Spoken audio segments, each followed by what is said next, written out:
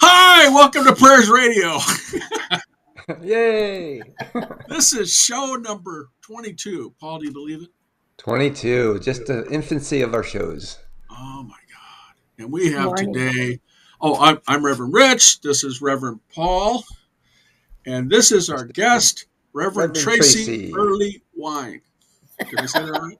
You did well. Yes, you did well. Well, I'll tell you what. Would you like to pray us in first? And then we'll Sure. give you big Sure. introduction space so you can tell us all about yourself. All right. Well, let's start with a little bit of centering here. So taking that deep breath and becoming fully present in this moment, for it's truly the only moment we have.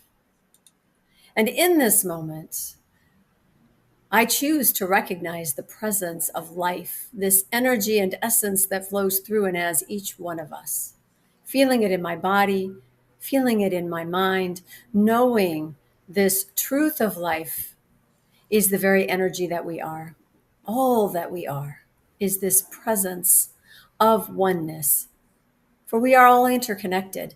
And as we come together today in this virtual space, we know that in spirit there are no walls. There is no time or linear object. There is simply that knowing of consciousness, that connection of all that is true for each of us, the love, the beauty, the peace, the wisdom, the divine intelligence.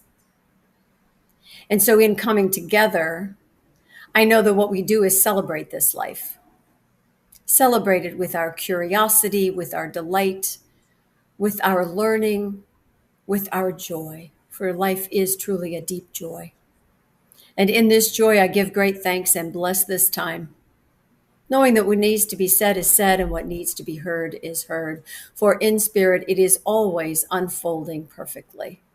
Letting it be so, I simply say, and so it is. So it is. is. Well, this show is about prayer. Science of mind prayer. I always say this in every show. That's because it is. And so we actually are just so thrilled to have you today. Why don't you tell us a little bit about yourself and your center? Well, I am the senior minister at Claremont Center for Spiritual Living in Southern California. And I come by this profession honestly. My mother was a religious science minister also, although after I was out of the house, so I didn't really get it directly from her. But what I have found in this philosophy is that the people who come to our centers find a sense of community, they find a sense of purpose, they find a way of looking at the world that is practical and yet of the heart. And so that's what I'm about. I'm about the joy of ministry, about using our spiritual principles in everyday life, and seeing what happens, because what happens is generally very, very good. Awesome. And her website is claremontcsl.org, and it is in the show notes. Well, it will be in a day or so. Yes. And if you go to her actual website, because there's a lot of meat in there, and she does a pretty good sermon, I think. So. And you can find us on Facebook and Instagram too. Claremont Spiritual Center is how we're listed on Instagram. But otherwise, if you put in our name, we'll pop up. Oh yeah. It's just good stuff. We did research. Good. You found the website. It's there. This is good. This is very good. So we're about prayer and asking questions about prayer. Paul, you want to hit the first question today?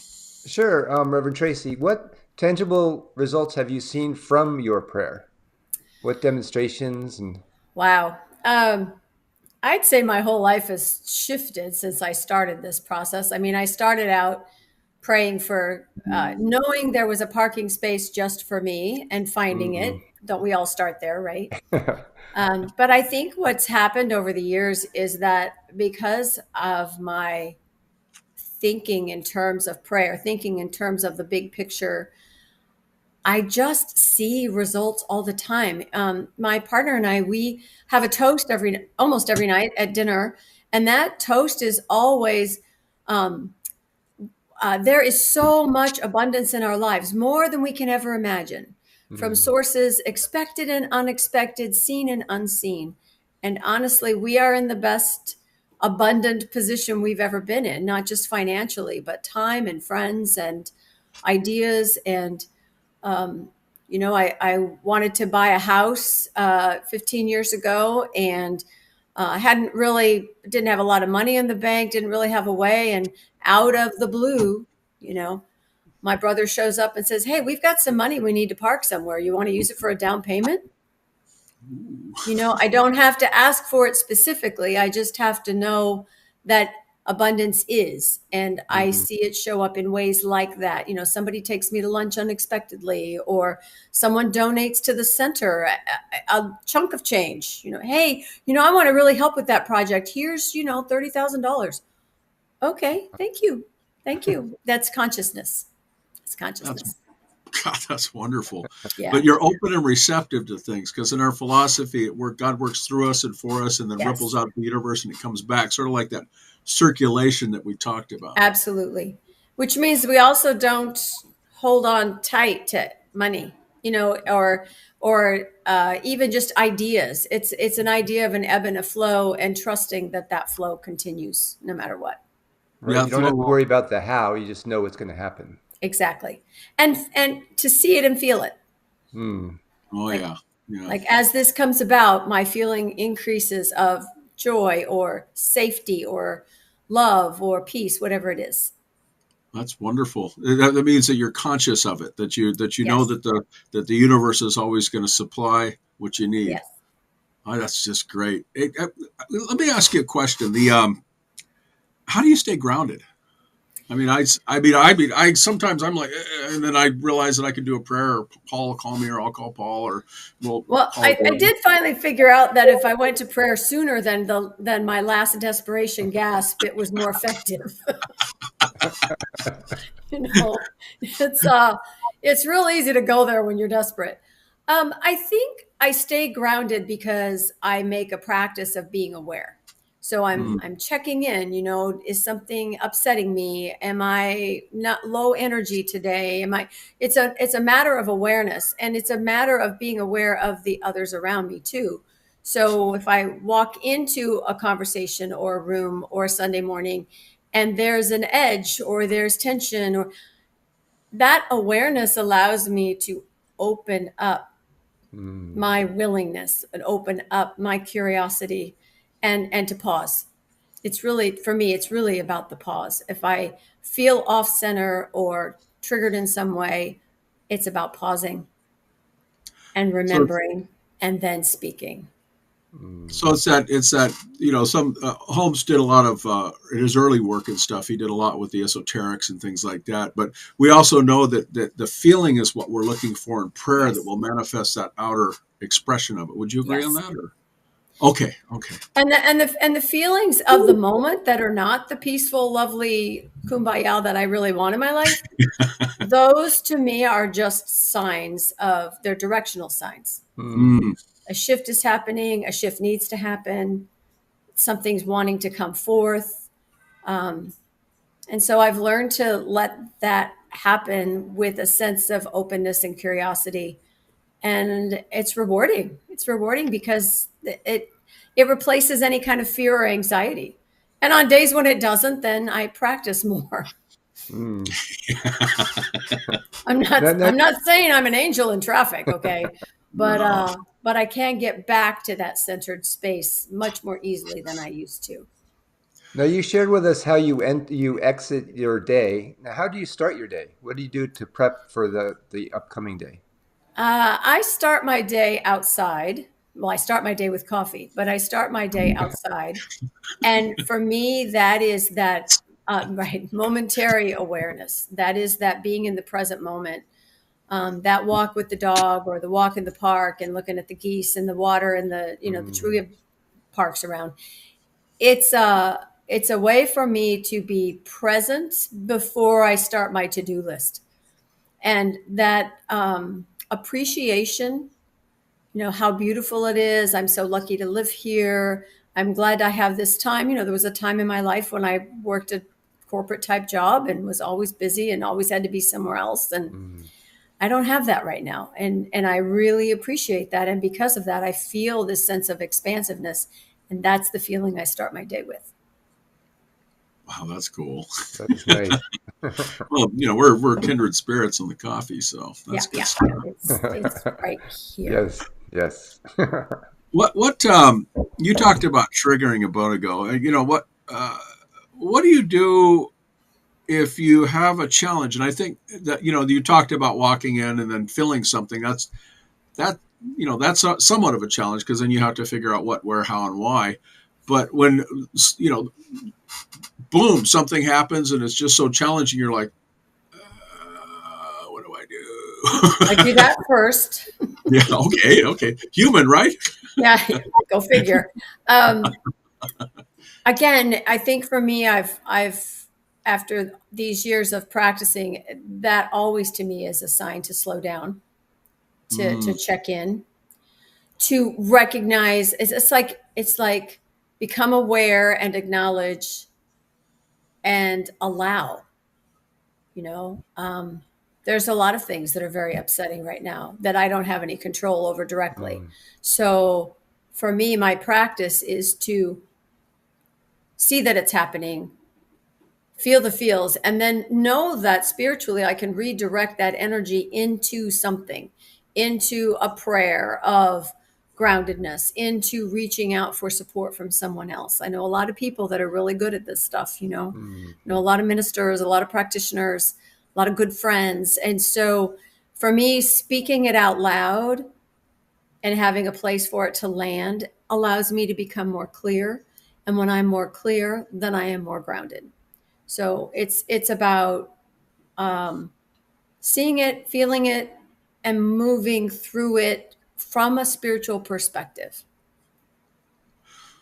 well, I'll tell you, we broadcast to a bunch of different people like iPod and podcasts, and Rumble is our main one that we like to go to, and our friends at YouTube and things like that. We just give a shout out to them and our friends at Twitch. So there's a lot of them. There's a lot of people we talk to and broadcast to. It's great. But go ahead, Paul. So you mentioned earlier, excuse me, your prayer has changed over time. Can you elaborate more on that? Because I know we go into the first parking spaces and demonstrating everything perfectly, but then we evolve into something deeper. Can you mention the deeperness? Yes, I think for me, prayer is all about alignment. It's about me remembering what I value, what I find to be truthful. It's the Mm, sense of being part of something greater than I am. It's the teaching and science of mind that there's something greater than we are and we can use it. Mm, So, what has evolved for me is it's really the way I think. I don't go there, I am there. And I'll give you an mm, example. When we used to have our Centers for Spiritual Living gatherings at Asilomar, we always had a 24/7 prayer room. And the practitioners as a practitioner, I would sign up for like the early morning slot. And what would happen is during the conference, everybody would drop in a little prayer request card into the box. And then we would take the box to the prayer room. And there was always someone in the room taking the cards, affirming the truth, moving on to the next card, and so forth. So the first year that I did that, I was a fairly new practitioner. And in our treatment, we have 5 steps. So we start with what God is and what that power is and all of the attributes. And then we say, I'm that, and so is everybody else. And then we speak the word. What are we mm, claiming? I know health for this person, or I know abundance is increasing, or whatever it is. That process started out being step by step by step, all 5 steps, every little blue card. And what mm, happened was within a half an hour, I had done the first 2 steps. I was in that space of knowing truth. mm, And I almost didn't even have to say anything about the card. It's like, oh, this is done. This is done. This is done. This is done. And to me, the arc of my whole prayer life has been that mm. process. The more I can tap into and drop into the place that knows, the easier it Mhm. is for me to be that in the world. That's So wow. beautiful. big shift. Yeah. I, that's that's magical because you got to that point. We did the 5 steps. Remember the fingers of Sure. our people that show, and then we do the 7 steps and things like Hmm. that. Add all the goodies that we want inside the usually the third part. Is that's the way it is in our philosophy. Yeah.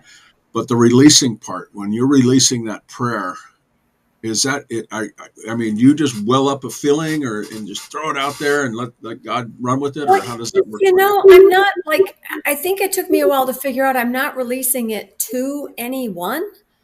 I'm not even really releasing it to anything. I'm releasing the limit in my own mind of what has to happen. It's like Mm, I'm letting go of the need to know how. Mm. And that is what gives me the space. So the word allow, the word let, Ernest Holmes says LET is one of the biggest words, right? He says that in the textbook. Um, I've learned to allow it to be so even here.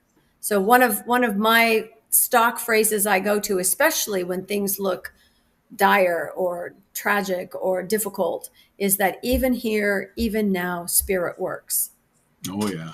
Like Mm. I can feel that every time I say it, and it doesn't matter what I'm looking at. Even here, even now, spirit works. So I think that's the shift. That's the shift to Mm, stay in that place. So what I hear, this is beautiful, that instead of being or doing the prayer, you're becoming the prayer. I think so. Yeah. I think so. And the moments when I can't become it, I mean, because there are plenty of those, I do the mm. steps. You know, if I'm praying for or with someone else, I will do the steps because I want to create the space that allows them to drop in. And we always goes back to the steps. Even Ernest Holmes in one of his lectures said someone was frustrating him so much he couldn't pray, so he had to go back to the steps to remember how to pray. Yep. Yep. And you know, the steps are like training wheels, you know, they're there to take us someplace. We Mm. start with what is ultimately true and bring it down to the personal level and then let it be that. Let it be what it is we want. Let it be what is being called forth. And it's a good practice. It's a good practice. But honestly, if I start a prayer with what I'm grateful for, it's not like I'm doing it wrong. I don't think you can do it wrong. Mm. I think Mm-mm. it's about getting to the place where it feels true that it becomes most effective. Wow, that's a lot to chew on. It is. You know, we have classes and a service for that, so feel free to tune in anytime. And you Oh, have we that will. online too on your center. Remember, just plug for your Claremont, csl.org. You could go to her site, and she has those classes listed on the top on her website. So check some of those out, everybody. I mean, Yeah. it's just wonderful, wonderful. Now, you've already just talked. Oh, I was going to ask this question. What are specific prayers work for you? I mean, what works? How do you, how does that? You've just said how that works for you. You actually work it through and then adjust based on what prayer you're trying to do at the time. Whether it's the 5 steps of we're like and then boom, you just know that somebody's perfection. So that's what works for you. It sounds like. It is. And, you know, and again, when it doesn't, I reach out. You know, I have a Mm. prayer partner. You know, I have, yeah, I have practitioner friends. I have books that I read. I read a lot of authors. I read Holmes, of course, all the time, but I Mm. also look at Mark Nepo and I also look at Jeff Kober. He's a Buddhist blogger. I look at, Mhm. um, Diana Diana Bass Butler, you know, people that look at how to bring spirituality into everyday life. Because for me, if you can't use it, I mean, I Mm. could talk about it on a Sunday morning, but it's not any help if it's not there for me on a Wednesday afternoon in the middle of something. Right. If you're not embodying our teaching, then you're not knowing Yeah, the teaching. yeah. The whole Well, idea is it's a philosophy and a way of life, and um, my teaching is all around how to help it be a way of life for others. Yeah. I like that. And yeah, I the love that demonstration. Ernest Holmes had a quote, paraphrasing it. In the hour of need, if you doubt our teaching, you don't know our teaching. Yeah. Yeah, right, So right. with that, there's a lot of people here that maybe not know about science of mind. How would you explain it to them? Well, my favorite question. So I look at our teaching symbol, which is the little circle with the V in it that we have at the top of the screen there. Um, yeah, it's on that side for nope, that side for No, you guys. that's it. No, that's it. Um, see, life is a mirror. No, that's a whole different topic. Um, it's a circle of life. It includes all that is. It's not meant to be a boundary. It's a metaphor for including everything. Mm, And what we teach is that what is unseen, the imagination, the idea, that sense of the divinity or the spiritual or love that is greater than what human beings do every day, that sense of allness that we've all tap into either in mm, relationship or when we're standing in front of some beautiful natural phenomenon or at the birth of a baby. There's something we know that is so huge. And from that unseen energy, it comes into form. So the V brings it down into form, down into this material world that we see. And that middle section is a combination of the way spiritual law works, just like we know gravity works. We don't always know mm, exactly how, but we know what it does. So spiritual law also works. In other words, what you put out comes back to you. If you're looking, you're going to find what you're looking for. If you've got, mm, people that always look for the worst in everything, and guess what? That's what happens to them. And then the people that look for the best and good things happen. So that filter in the middle is the law plus what we believe, mm, what we Mhm. think we know to be true. And we inherit that idea of the world from our environment, from our family, from our culture, which means it's changeable. So, what comes down from the invisible to the visible eventually will go back to the invisible because we know everything here on earth is transitory. We mm, know that everything leaves, everything changes, it comes and it goes. And so, this symbol is the process of life. And the philosophy that we teach is how to best use the gifts we have, the imagination, the love, the joy, the delight, the human factor of connection, and our beliefs surrounding that, how to best develop and use that to live our best life, to make this world a better place. That's what we do. oh, that's perfect. That should be on a Hallmark card. That's It's beautiful. on a video on the website. There's another plug for you. I love Oh, it. what's what's your favorite Ernest Holmes book? And don't say Science of the Mind. I And won't say Science of Mind. The one I looked up on my shelf is How to Change Your Life. there you go. Mm, And the reason I like this one, um, I like to suggest this book to others because the beginning of it is basic ideas and Mm. um, it talks about, inferiority is no part of you and personality quotient and how to better living now. But then what it also has, the entire back of the book, are treatments for various topics. mm, So to understand, to learn, to practice what prayer sounds like and looks like, what that feeling feels like, that's a really great book to do it. Now, the book of my heart is this thing called You, because that's the one that was given to uh, me first. That was the exempt book that I was going to put out there. Yeah, Everybody yeah. loves that book. Yeah, that's probably the go to, I think, for most I people think that so. want to hear it. It's understandable ideas as opposed to the textbook, which takes a little bit of digging. Yeah, it does.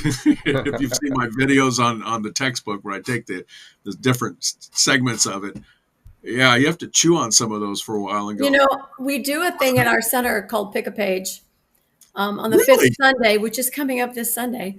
I will bring like four different books, at least one or two Holmes books, and maybe Emerson or mm, um, I don't know, Butterworth, or and, people that we read or have in classes. Right? I'll bring them to the front, and then I'll have people call out. Pick 1 to 4. Number 3. Okay, I pick up that book. All right, give me a page number. 27. I open 27. Luckily for me, I'm a fast reader. I skim the page. I've learned not to let them call out the paragraph because that's in the middle of a sentence somewhere. Find a paragraph, read it, and then break it down. mm. Because from any English class you ever had in class, you never read Shakespeare once and get it, right? No, you So don't. take it and break it down. And then sometimes it generates questions. And sometimes you see people go, oh, that's what that means. Mm. Mm. It's very fun to do. It's fun for me. because I get to get clear really quickly. And it's good to see where the gaps are, what people really get and maybe what they don't. I mean, that helps inform what we talk about the next month or what we look at for ourselves. Well, we're at the 5-minute mark. So, Paul, Oh. you get to ask them last questions, and then I'll do the closing stuff, and then we'll have her do a closing prayer. Sure. Would there be a specific takeaway that you would want people to know from this? I think part of that is just you can't do this wrong. I think the takeaway with the purpose of prayer is to know your own heart and align with that. And that is why we do it. That is why we center ourselves so that we are in alignment, which makes everything easier, everything more joyous, and it makes everything work for us where we can see it. It's always working for us, but we can really feel it. Feel it, right. Well, before we go to the closing prayer, I want to know what your favorite Ernest Holmes quote is. I just happen to have that right here. Unlike some people, I don't memorize them well, so I always have them in hand. This is from Ideas of Power, page 158. There is a laughter of God, let's laugh it. There is a song of God, let's sing it. There is a hymn of praise, let's praise it. There is a joy, a beauty. There is a deep, abiding peace, let's experience it. Beautiful. I like that. That is beautiful. Well, let's see. Your center is ClaremontCSL.org, and you have a bunch of different activities on your site. And I suggest everybody check out her site because she's a wonderful minister. I mean, just there's a link to the past talks out there, and we are in the process of setting up a podcast. So rather than the video of the whole service, you can just go right to the talk. That should be up in the next couple of weeks. And it'll either be Claremont Spiritual Center or Claremont Center for Spiritual Living. Either way, you'll find it. There'll be a link on the website. Nice. Paul, did you have any last words? No, but thank you, Reverend Tracy, for being here. This is such a delight. Thank you, guys. It's just always a delight to talk about this stuff that we love, Oh, it is. It is. Would you pray us out? Be happy to. Yay. Be happy to. So taking the joy and the connection that we have felt in this last half hour, recognizing the energy of the body and mind and spirit that is in alignment, that is just humming with delight. Knowing that this is the truth of our being, that this light that we feel, this joy we experience, this uncovering and discovering that energizes us is the way that life works. And so right here and right now, I give great thanks. I am so grateful to this philosophy, grateful for the clarity of mind and spirit that I achieve with like-minded folks and even with not like-minded folks. For I know that the interchange, it's the connection which nourishes. And that this possibility for learning, for expansion, for transformation is always available to each of us. And for this, I am grateful. So happy, so delighted to be part of and engaged in this life here and now and always. For I know it is all good. I know it is all God. And so it is. So it is. So it is. I'm Reverend Rich, and we are Prayers Radio. And this is Reverend Paul. What's your site? I am spiritalive.com. And you should check him out. And of course, we have Reverend Tracy Earlywine. I said that right again. You did that right. Earlywine. That's and the it's one. ClaremontCSL.org. I suggest you check it out. And we're all going to say goodbye because we're done. Okay. Thank you, everyone.